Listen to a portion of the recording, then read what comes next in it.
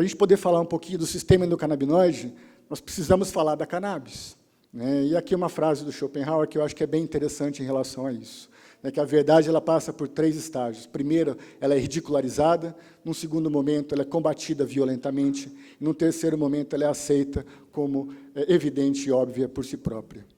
E eu acho que, em relação à cannabis, é mais ou menos esse momento que nós estamos vivendo. É uma substância que, há muito tempo, nós utilizamos, nossa espécie utiliza dessa planta. Há mais ou menos 5.000 anos, a gente tem o primeiro registro na China do uso terapêutico. Provavelmente foi um dos primeiros medicamentos que a nossa espécie utilizou. E diversas civilizações também utilizaram essa planta, como, por exemplo, os assírios, os próprios romanos, os egípcios. E a primeira pessoa que conseguiu, que se interessou por pesquisar essa planta e entender um pouco melhor os constituintes dessa planta, foi o professor Raphael Mechoulam, lá em Israel. Isso mais ou menos em 1964. E ele descobriu que nessa planta existem mais ou menos 400 moléculas. Entre elas, os canabinoides, que são mais exclusivos dessa planta, não só dessa planta, mas também de uma outra planta, que é o parente mais próximo da cannabis, que é o lúpulo. Aquele mesmo que faz a cerveja, que dá o aroma para cervejas, IPA principalmente, são produtores de diversas substâncias. Os canabinoides, os terpenos que dão o aroma para os vegetais, então o lemoneno do limão, o pineno do pinus, e os flavonoides que dão as cores para os vegetais e para os alimentos. Mas, sem dúvida nenhuma, os dois grandes principais moléculas dessa planta são o canabidiol, que foi o primeiro a ser descoberto, e o segundo, que esse é o mais famoso, que é o delta-9-tetrahidrocannabinol, que é o THC, aquela substância que dá o princípio ativo da planta, principalmente aquela substância psicoativa que a planta produz, que pode, quando utilizada, alterar o nosso estado de consciência, produzir alguns efeitos no nosso organismo. Mas como? Como que essa planta consegue fazer um efeito no meu organismo? Por que ela faz um efeito? Por que ela age no meu corpo? E, para isso, a gente tem que entender que, seja lá quem foi que nos fez, ou da forma que a gente evoluiu, não nos fez para que um dia a gente encontrasse, então, a planta da cannabis, tivesse o consumo, seja ele oral, seja ele fumado, da forma como for, e tivéssemos, então, a ação dessa substância no nosso organismo. Se essas substâncias que a planta produz, elas agem no meu organismo, é porque eu tenho no meu organismo um receptor, um lugar para essa planta onde essas substâncias se encaixam. E nós não temos esses receptores para que um dia a gente fosse encontrar essa planta, até porque esses receptores existem há mais ou menos 600 milhões de anos. Todos os animais vertebrados, todos os cordatos, possuem esses receptores. E por que isso acontece, então? Porque o nosso próprio organismo produz substâncias, produz moléculas que são análogas às moléculas que a planta produz. Por isso que, quando eu consumo a planta, ou quando eu uso o medicamento, eu vou ter uma ação do meu organismo. E nós sabemos hoje muito bem aonde que essas substâncias são produzidas, quais são os receptores dessas substâncias,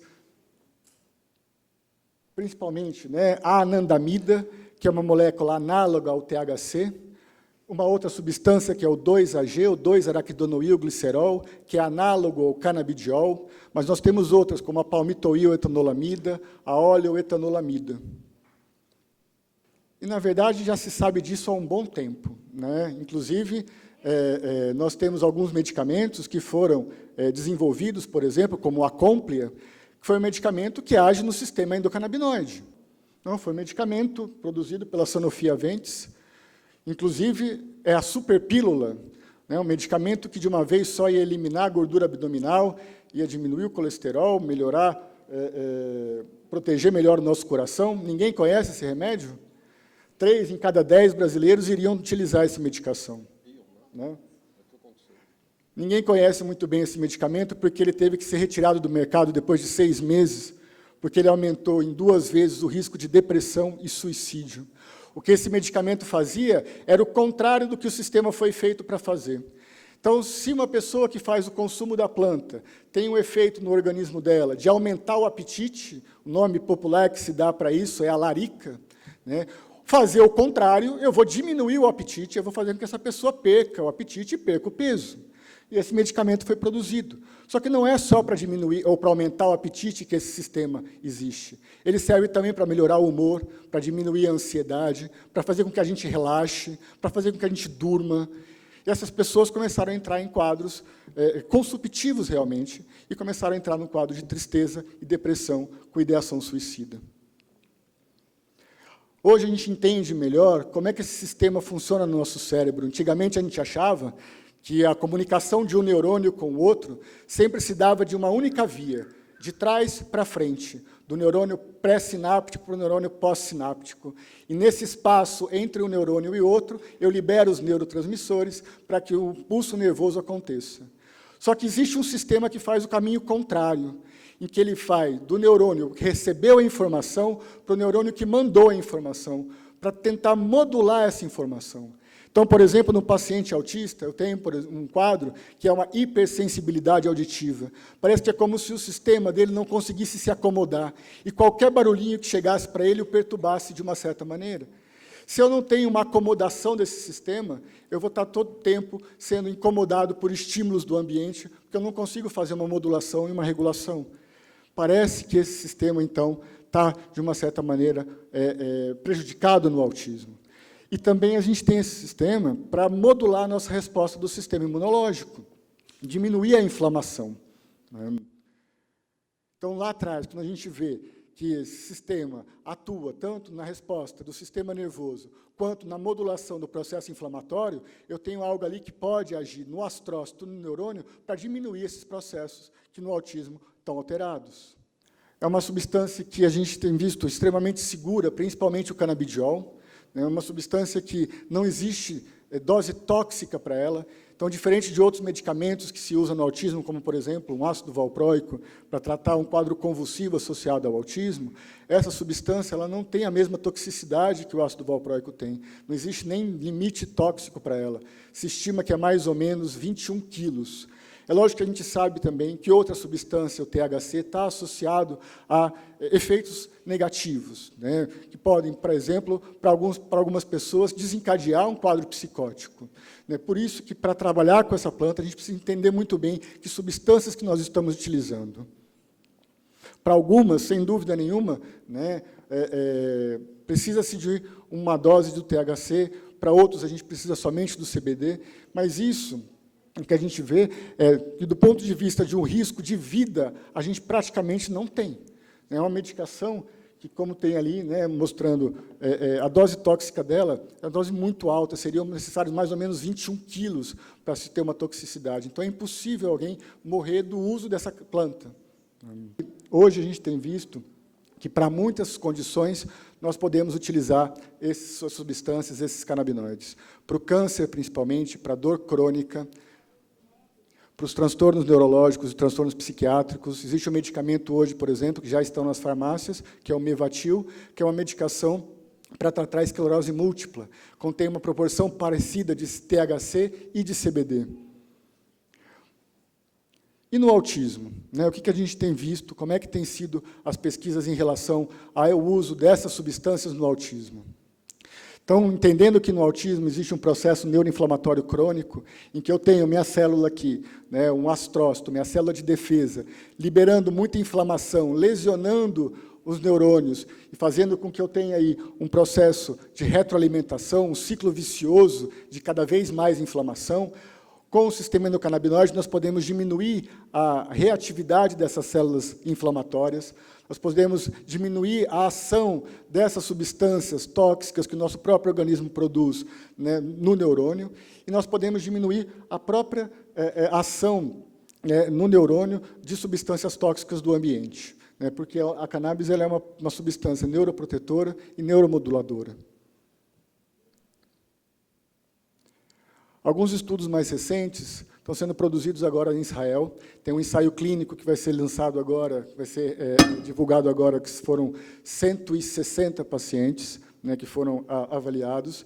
E as respostas que nós temos hoje são muito animadoras, né? Por quê? Porque esse estudo, por exemplo, que é o primeiro, que foi um estudo retrospectivo de 60 pacientes, avaliou que, para 41% dos pacientes, tiveram uma melhora na comunicação. Isso é algo que nenhum tratamento psiquiátrico até hoje conseguiu propor, conseguiu trazer. Esse é um sintoma que é central do autismo, a comunicação e a interação social. Então, diferente dos medicamentos que a gente tem, né, convencionais, para tratar somente os sintomas que acompanham, os canabinoides têm se mostrado eficazes também para a melhora da comunicação e da interação social. Mais ou menos, desse estudo, 57 pacientes que foram para o uso da cannabis medicinal conseguiram diminuir ou interromper os medicamentos convencionais que eles iam fazendo uso. Aqui, esse outro estudo mostra uma evolução da qualidade de vida das famílias, em azul, antes do uso dos canabinoides, e em verde, depois do uso dos canabinoides, com uma melhora de aproximadamente 84% dos pacientes. Isso, para uma condição que a gente quase não tem tratamento nenhum, é algo muito significativo. Esse outro estudo foi um estudo feito por um grupo de pais que advoga nos Estados Unidos o uso da cannabis medicinal para o autismo, mostrando também aqui em verde os efeitos positivos na melhora na comunicação, na melhora da ansiedade, na melhora do humor, do comportamento agressivo, da agitação psicomotora, do prejuízo da atenção. E, lógico, que também não é para todos. A gente vê ali em vermelho alguns pacientes que não tiveram bons resultados, que, inclusive, podem piorar, né, os seus sintomas. E o mais interessante, que eu acho que agora a gente tem visto desses estudos, é que já tem se mostrado as alterações desse sistema endocannabinoide nos autismos. Hoje, a gente vê que um receptor do sistema endocannabinoide, que é aquele que está ligado no sistema imunológico, ele está muito aumentado no autismo, hiperexpressado no autismo. E por que isso acontece? Porque no autismo nós temos uma diminuição da produção dos nossos próprios endocannabinoides, dos nossas próprias substâncias que são análogas àquela que a planta produz. Mais ou menos como uma pessoa que tem um déficit da produção do hormônio da tireoide. Se eu tenho um déficit na produção do hormônio da tireoide, eu posso utilizar uma substância que vai corrigir aquilo que o meu organismo está deficitário. E é um pouco disso que a gente tem visto. Então, algumas substâncias, como principalmente a anandamida, a palmitoiletanolamida e a oleonamida, elas estão diminuídas no autismo, não em todos, mas em grande parte deles. E, com isso, essas substâncias que a planta produz podem vir para nos ajudar, né, a tratar esses quadros de uma maneira mais específica e não somente tentando correr atrás dos sintomas ou remediar aqueles sintomas. Então, o que eu tenho visto hoje na minha prática clínica, principalmente no consultório, né, de muitos pais que têm ido me procurar, depois de ter passado aí por anos por diversos tratamentos psiquiátricos, momentos, às vezes, de uma certa melhora e depois uma piora novamente, de muitos efeitos colaterais com os medicamentos convencionais, é que tem sido, sim, uma melhor opção o caminho da cannabis medicinal. Né, uma melhora aí de diversos sintomas, coisas que a gente não consegue com o tratamento convencional, né. E esses são alguns dos relatos desses pais. É um pouquinho disso que eu tinha para falar aqui hoje. Quem quiser essa apresentação, que aí tem bastante material, tem alguns vídeos, tem muitos estudos, fiquem à vontade para acessar, tá bom? É isso. Obrigado. Muito obrigado, Dr. Vinícius. Qual é a relação entre autismo e doenças raras? Tá? É importante todo mundo entender que, infelizmente, na maioria dos casos, quando temos pacientes que têm aquela parcela de doença em erros inatos de metabolismo, especificamente as doenças lissossômicas, que em MPS, por exemplo, a maioria dos neurologistas confundem, porque eles têm um espectro também, um pouco espectro de autismo, então a maioria confunde um diagnóstico de uma doença lissossômica degenerativa progressiva com autismo, e falam que ele é autista. Então, o que acontece? Nós temos que tomar todo cuidado, tá? E observar mais, porque o autismo é um transtorno, né? Vamos dizer assim, não é uma doença que acomete o físico, ele acomete o motor, acomete o sistema nervoso, acomete o comportamento, etc. As doenças degenerativas têm outro aspecto além do acometimento neurológico. Então, nós temos que separar, porque até o momento nós não temos mais ou menos, ninguém sabe qual é o porcentagem dessa confusão que acontece no Brasil ou no mundo todo, mas tem gente que fala em torno de 30% dos diagnósticos entre 2 a 4 anos de idade desses pacientes são confundidos com autismo. Por isso, nós temos o diagnóstico correto, leva a 7, 8 anos de idade, quanto um pouco tarde, eles descobrem que realmente não é somente ele tem espectro autista, mas ele também tem uma doença muito grave, degenerativa progressiva. Sem dúvida, doutor. Só para complementar, eu acho que esse é justamente o nosso grande problema. Se a gente fica com o olhar só no transtorno, a gente não vamos atrás das doenças que estão levando a esse transtorno. Então, acho que só numa correção, assim, não é que a gente faz uma confusão, as coisas estão juntas.